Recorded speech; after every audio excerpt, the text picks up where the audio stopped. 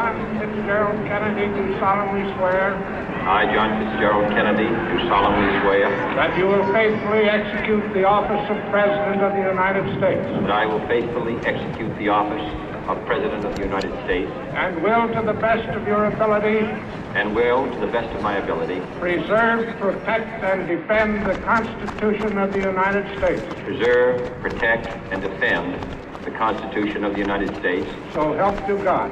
So help me God.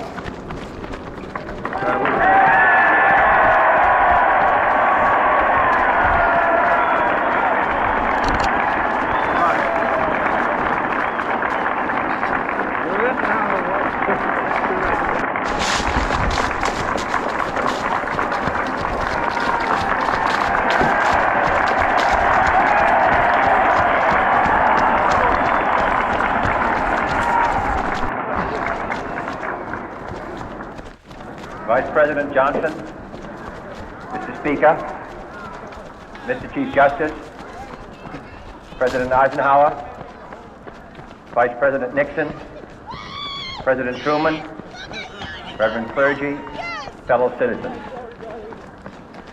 We observe today not a victory of party, but a celebration of freedom, symbolizing an end as well as a beginning, signifying renewal as well as change.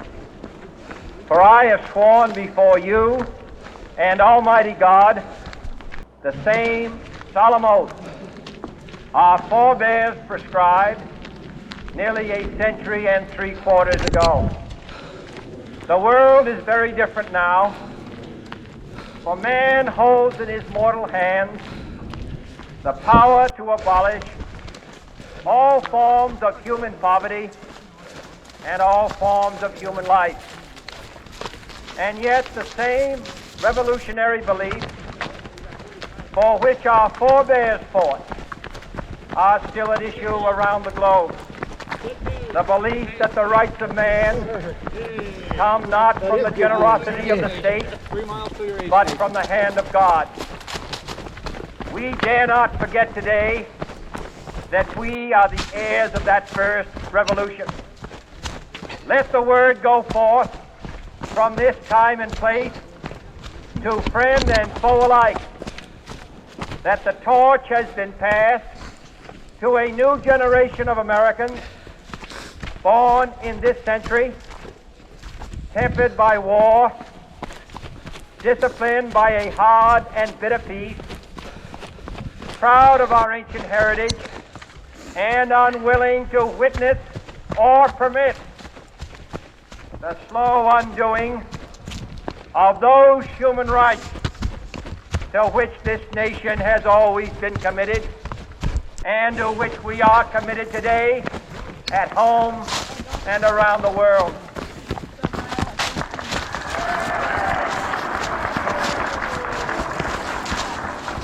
Let every nation know, whether it wishes us well or ill, that we shall pay any price, bear any burden, meet any hardship, support any friend, oppose any foe, to assure the survival and the success of liberty.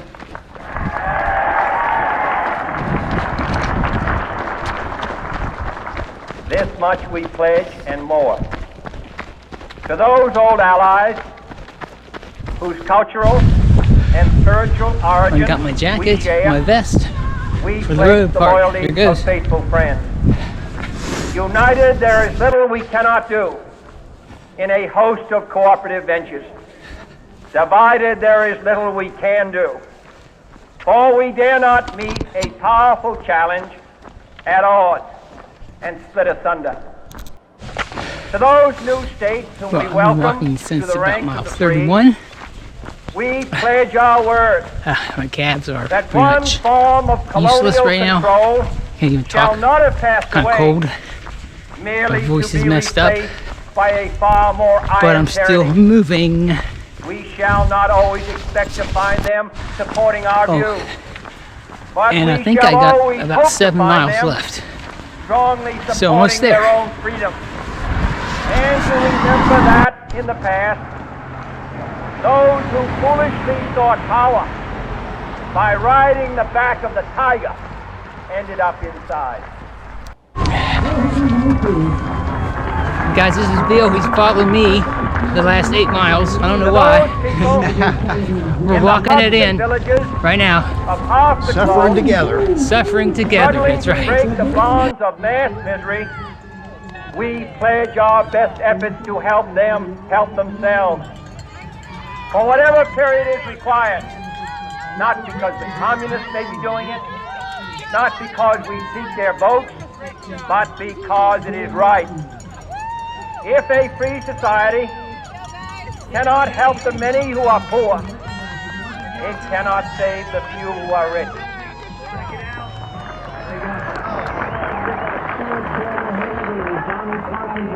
To our sister republics, south of our border, we offer a special pledge to convert our good words into good deeds, in a new alliance for progress, to assist free men and free governments in casting off the chains of poverty. But this peaceful revolution of hope cannot become the prey of hostile powers. Let all our neighbors know that we shall join with them to oppose aggression or subversion anywhere in the Americas. And let every other power know that this hemisphere intends to remain the master of its own house.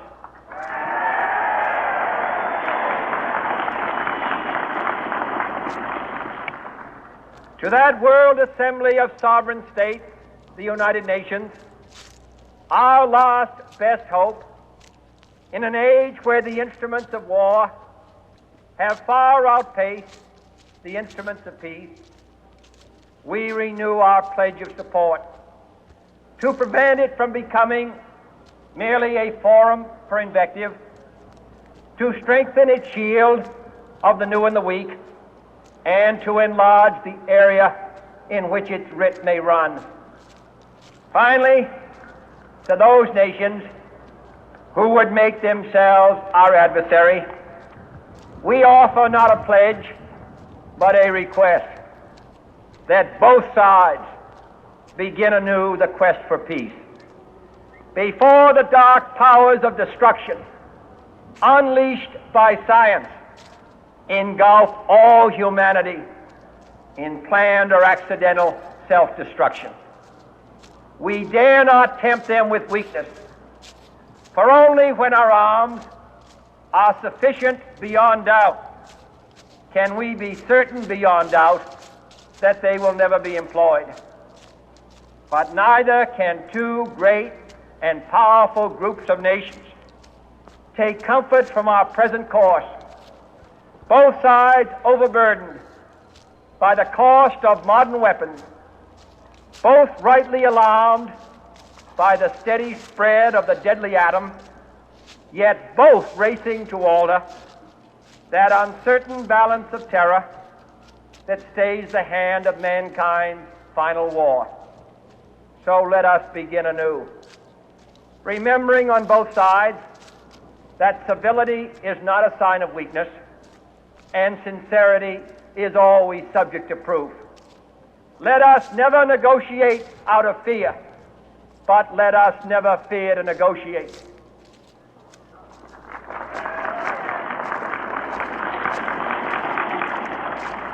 Let both sides explore what problems unite us, instead of belaboring those problems which divide us. Let both sides, for the first time, formulate serious and precise proposals for the inspection and control of arms, and bring the absolute power to destroy other nations under the absolute control of all nations.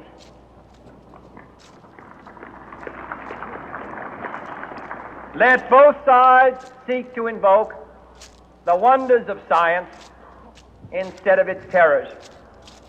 Together, let us explore the stars, conquer the deserts, eradicate disease, tap the ocean depths, and encourage the arts and commerce. Let both sides unite to heed in all corners of the earth the command of Isaiah to undo the heavy burden and let the oppressed go free. And if a beachhead of cooperation may push back the jungle of suspicion, let both sides join in creating a new endeavor, not a new balance of power, but a new world of law, where the strong are just and the weak secure and the peace preserved. All this will not be finished in the first 100 days, nor will it be finished in the first 1,000 days, nor in the life of this administration, nor even perhaps in our lifetime on this planet. But let us begin.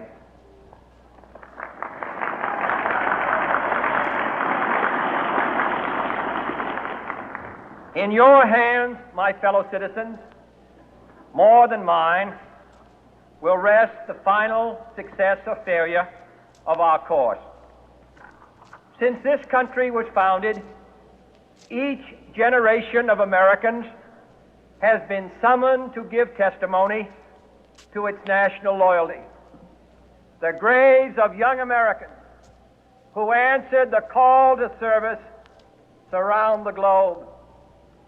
Now the trumpet summons us again, not as a call to bear arms, though arms we need, not as a call to battle, though in battle we are, but a call to bear the burden of a long twilight struggle, year in and year out, rejoicing in hope, patient in tribulation, a struggle against the common enemies of man, tyranny, poverty, disease, and war itself. Can we forge against these enemies a grand and global alliance,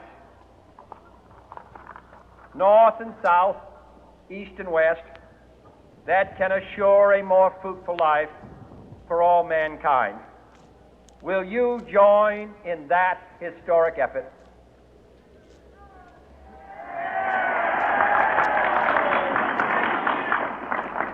In the long history of the world, only a few generations have been granted the role of defending freedom in its hour of maximum danger. I do not shrink from this responsibility. I welcome it.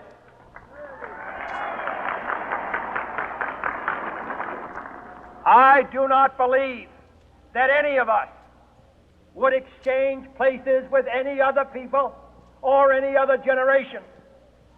The energy, the faith, the devotion which we bring to this endeavor will light our country and all who serve it. And the glow from that fire can truly light the world. And so, my fellow Americans, ask not what your country can do for you, ask what you can do for your country.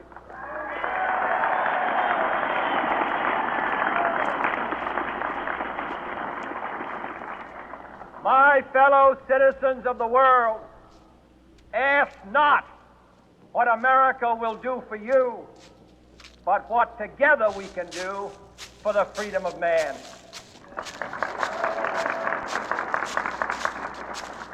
Finally, whether you are citizens of America or citizens of the world, ask of us here the same high standards of strength and sacrifice which we ask of you.